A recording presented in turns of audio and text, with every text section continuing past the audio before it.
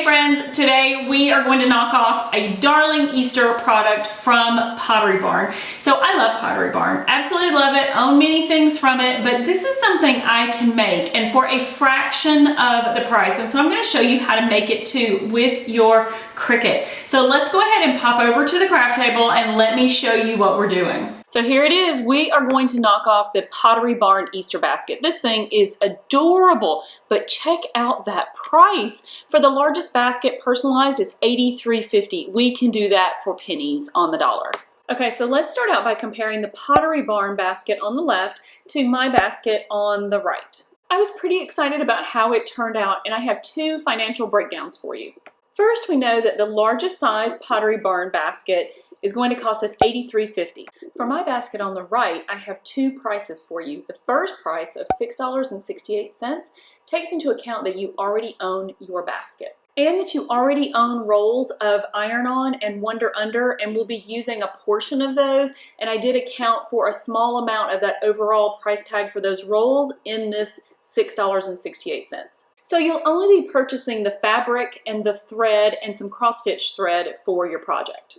And my next number of $39.18 takes into account that you need to buy everything. You need to buy the basket, you need to buy the fabric, you need to purchase thread, and you need to buy iron-on and Wonder Under. And the absolutely fantastic news is it's still less than half price. Have you ever wondered, is my Cricut worth it? So for stuff like this, guys, if you can make it yourself, absolutely make it yourself. And by the way, I personally have some of my most prized possessions are things that my grandmother made for me and that my mom made for me. Not purchased, not bought at the store, but actually made for me with their own hands.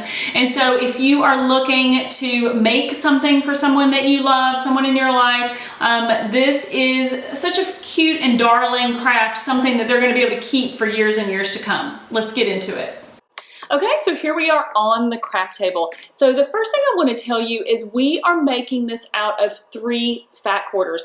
I got these, the patterned ones at Walmart for $1.47, and the solid, it was 99 cents. I have some thread, I have my rotary blade, I have my tape measure. And this all takes into consideration that you own a maker or that you own a Explorer and you're going to use bonded fabric on the Explorer. And then whatever type of basket that you want to use. I'm using an apple basket.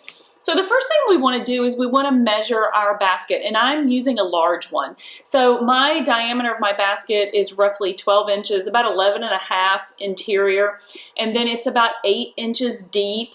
And then we also want a front flap, which is where we're going to put our bunny face, and that's going to be about 5 inches, and we're probably going to cut it about 5.5 inches because we want to allow for the seam at the top and for a trim around the bottom. And then we of course have our bunny ears, which are about 7 inches. So let's go ahead and move this out of the way and we'll start cutting out our fabric. First thing we're going to do is use our maker to cut out a circle. There's nothing harder for me to cut out a good circle by hand. And so we're going to pop that onto our machine and just cut out a perfect 11.5 inch circle for the bottom of the basket. Okay, so let's go ahead and put this onto our mat. So a little trick is you want to roll up or fold up your fabric from the bottom to be able to place it into a corner and use your brayer to get it down onto the mat so that there is no wrinkles. You want a perfect flat piece of fabric on your pink mat. Now we're just going to load our fabric into the maker, and we're going to go ahead and change out our blade to a rotary blade from the fine point. Now if you're using an Explorer, you can cut out fabric with a fine point blade, but you're going to have to bond that fabric. So now the maker cuts out a perfect circle. Next, let's go ahead and cut out our bunny ears. We're going to do the same process, putting our fabric onto the mat, and then we're going to cut out 4 bunny ears out of the gingham and then 2 out of the solid pink for the interior of the ear. And I will link up below the design space files for all of these based on my dimensions of my basket, my apple basket. Okay, so now we have everything cut out for the entire project. I went ahead and used my rotary blade and cut out my strips for the interior of the basket and then the front facing piece of the basket. And so now it's time to move on to pressing our fabric. So before I sew anything, I always press the fabric just to make sure there's no wrinkles and things in it. But now it's time for us to press down where we're going to hem. So this piece, these two strips are the front of the basket where the little face of the bunny is going to go. And so I did 1/4 inch on each side, each of 3 sides. And then I went ahead and rolled it over again for another 1/4 inch. So it's a 1/2 inch in on each end. And then the top, I actually pulled it in a 1/2 inch. So I ironed it over 1/4 inch and then I ironed it over again a 1/2 inch. And I did that in case we needed to put an elastic or a string in it. Although with the shape of the basket, I don't think we're going to have that. The Pottery Barn basket has a piece of elastic, but I think with the apple basket, we're probably going to be fine with it just being a hem. Okay, so I've stitched down both pieces of the flap all the way around on 3 sides. So let's move on to the interior of the basket. Okay, so now we have sewn both pieces together. And what you do is you'll iron your edges to lock in that seam, and then you will iron it open. So when you lay it open like this, you see that you have your seam open. We'll line it up. Get our little ears out of the way. And then we will mark each edge since we're sewing this to a circle.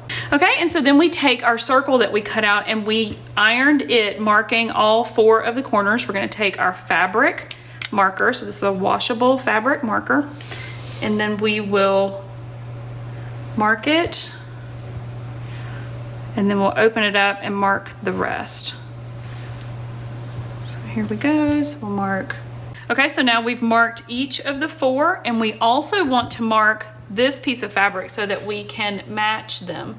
So we're gonna put a little notch there and little notch there, and then of course we have, okay, so now we take our circle and we want to match it up as we sew. We're gonna take it over to the sewing machine. Our little dot that we marked here, we're gonna add that to this. We'll pinch those together, and as we sew, this mark should match the 1/4 mark we did here, and it's going to gather. So let's head over to the sewing machine. Before we move on to the next step, I clipped all of my fabric to my basket just to get a good idea of how everything's going to look, making sure that everything's spatially, and I liked using these little clippies to kind of hold everything in place. And I wanted to get a good idea of the face and putting the face on the fabric. And I want to do that before we sew it up. So I got some glitter white. We're going to use this for the nose. And then I got some just matte black for the eyes. I'm also going to use the glitter for the name, for the personalization on the ear. So let's go ahead and cut those out and we will put those on. So I think I'm going to use my Cricut Mini for this, and then we will go back to the sewing machine and finish out our basket. Okay, so let's go ahead and load our mat. I'm going to put this over in my basket. We're going to take our white and our black, and we're actually gonna put them on the mat at the same time. Now remember, when you're using iron-on, you have to shiny side down, and you wanna make sure that you've mirror imaged that in your Cricut Design Space file. So we're going to place that on, and because this mat is not quite as sticky as it used to be, I'm actually going to use a little bit of tape at the sides of my glitter, just because glitter is a really strong material and it wants to kind of buckle up at the side. So I use tape on mine a lot, candidly. It'll be just fine. And then I'm going to take the black and we're going to put it over in this corner, getting to the edge. And again, upside down. And because the everyday is not quite as strong, it's gonna stick just fine. We're not gonna have any problem with that. Okay, so now we're going to go ahead and load this into our machine.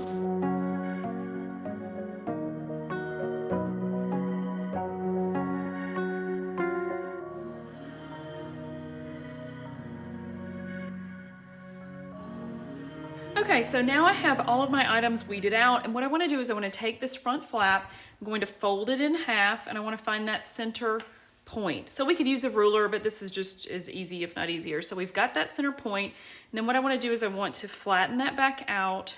I can still see my little crease, and I really want my nose to be right on that line. And gingham is hard, guys. I mean, if you're a professional sewer, you can probably make everything perfectly straight when you're using, you know, gingham or stripes, but this is pretty darn good. This is going to be super cute. So I have my nose in place, and then I want to go ahead with my ears. Now, what I will say is, with my eyes. What I will say though is my ears, if you go back and measure the basket, remember we kind of have it set on there where we think it's going to be. From the tippy top, it's about 7 inches. But if we go down, because the ears are going to kind of hang at an angle, we're talking 5, 5 1/4. So when I set this up in Cricut Design Space, I just used a square that was about 5 1/4 so I could get a good idea of how big to make the nose and the eyes. Since we're using glitter, we're going to use the highest possible heat. Now you may have your EasyPress, and so you could obviously, do the specific heat for glitter, but since I'm using cotton and I'm using glitter and I'm just using the mini, we are going to go for the highest possible. Ta-da! Look at that. Super cute. There's our little face with our little glitter nose. So cute. Okay, so let's go ahead and put her name on the ear. Total cuteness. Look at that. Okay, so now once it's cooled a little bit, we will peel from an edge. Just go gently. And ta-da! Okay, so I've just taken some Wonder Under and Heat and Bond, and I have cut those out to match each ear. And then we will press those on to our larger ear. Okay, so we're gonna put a piece of parchment paper down, and then I'm just going to line those two up with the sticky side up, the liner down, cover them, and iron. Okay, so now we have the Wonder Under on both sides of our ears, and what we want to do now is we're going to place them in the center of our ear, and we are going to heat and bond the top of the ear to the bottom of the ear. So we're just going to take that backer and peel that off. Okay, and so now I've ironed on the other, and I just laid them side by side just to kind of make sure that the tips would be at the same. So there we go. Bunny ears. Okay, so I've set my bunny ears aside for a moment. We took the liner over to the machine and did a long double stitch all the way around so that we could ease in that circle so it will gather at the bottom of our basket. So what we want to do is we want to take our needle, and we've just like pinned at each of those points. So remember, we marked our fabric. See the marks? So what we're going to do is pin it here, and then we'll go and find our next point and pin our circle to it there. So that's our mark. You see our mark? And then we'll pin here. Okay, so now we have our pins at all 4 of our edges. And so what we're gonna do is we're gonna take another pin, and we're actually going to go into that double stitch that we did, and we're gonna pull at our thread. So basically what we're going to do is we're going to gather our fabric a little bit all along the way. Let's see if I can pick this up so you guys can see this. We're going to gather the fabric around so that it matches our circle. So we're going to pull, and we'll just go all the way around so that it gathers and gathers, and so then our circle will match, and they call that easing this in. And the reason we do it in quarters is so that you don't pull too much or gather too much on one side and then nothing on the other. So let's finish this up, and then we'll take that back over to the machine. Sewed it together, so now that we have the gather, so we have the bottom on the basket.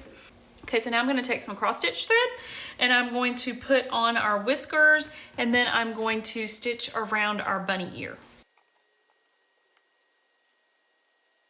Okay, and so now there I have on the little whiskers, and so the next thing we want to do is just tie that off. Okay, and so now we're going to take the same thread and we're going to stitch all the way around. Okay, so one ear down, so I've got the stitching all the way around, and so now we're just going to tie that off. Okay, so now that we have all of those together, so Wonder Under to this one, we stitched all the way around it, and now we put another piece of Wonder Under on its backer, and we're going to iron the two together. So then we'll have a complete ear. For the final step, let's go back to the sewing machine and we'll sew in the ears and the front and back flap all the way around the basket. Okay, and so here's a look around our final basket.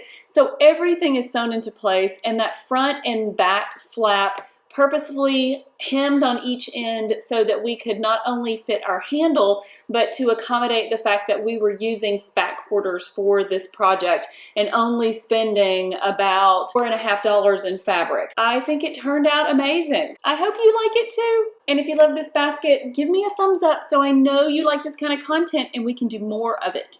Make sure you stick around and check out my next Easter videos.